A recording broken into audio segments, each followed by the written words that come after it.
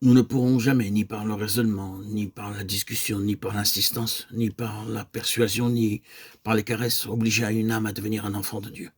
Lorsque nous aurons établi notre dernier argument, lorsque nous aurons brisé toutes les contradictions intellectuelles, lorsque toutes les murailles de réserve et de froideur auront été abattues, et que la volonté humaine aura été vaincue, soit par l'argument, soit par l'appel, et que sous cette persuasion, cette émotion, cette force, une personne aura fait un pas et se décidera à devenir chrétien ou chrétienne.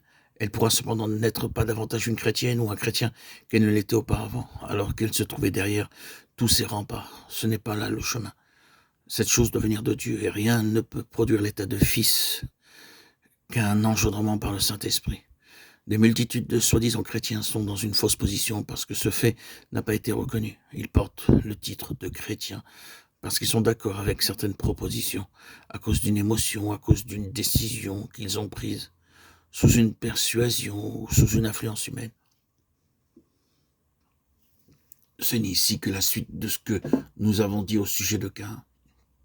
L'adorateur qui tua, celui dont la vie d'âme s'approcha de Dieu, avec ses œuvres les meilleures, son fruit le meilleur, avec tout ce qu'il avait de meilleur, en croyant que tout cela pouvait satisfaire Dieu.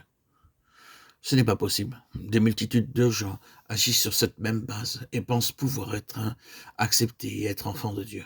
Oh, combien ils sont séduits, et cependant, quelle chose terrible ce serait si toutes ces conversions supposées devaient être révélées comme n'étant que supposées et non réelles. Il nous faut réellement arriver à la signification, à la mesure des fils. Il nous faut savoir ce que c'est, et nous devons commencer par cette affirmation négative. L'état de fils n'est pas le fruit de la nature. Dieu en a fait quelque chose que le pouvoir de la nature ne peut pas produire. De même qu'il avait mis Isaac entièrement dehors du pouvoir de la nature. C'est là que nous commençons. C'est quelque chose de Dieu, entièrement de Dieu, et uniquement de Dieu. Qu'est-ce que l'état de fils? L'esprit humain devient le récipient d'une semence divine, le vase dans lequel quelque chose de Dieu est engendré. Et la présence de cette semence divine fait de celui en qui elle a été déposée un être différent de tous les autres êtres dans l'univers de Dieu.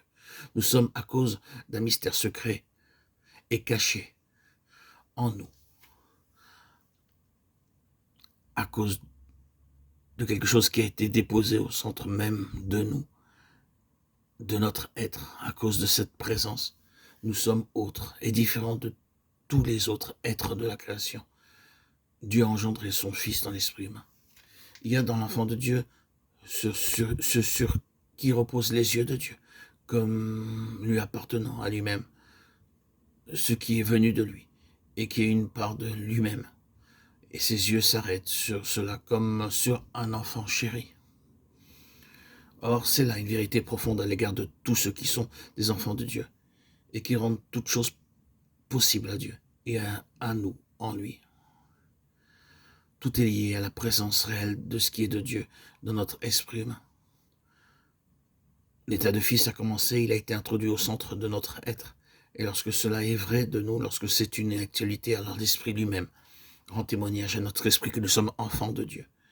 Romains 8, 16, qu'il y a en nous ce qui fait de nous un fils de Dieu. C'est l'expression naturelle de la vie, et cela devient une réalité vivante.